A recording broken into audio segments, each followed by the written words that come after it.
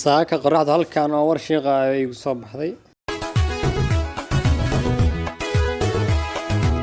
dhulkaygan ku ahay nabad kuna helay dhamaysno mana jira wax iga dhiman oo aan dhoofa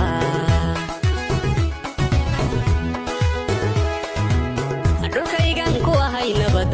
kuna helay dhamaysno mana jira wax iga dhiman oo aan dhoofa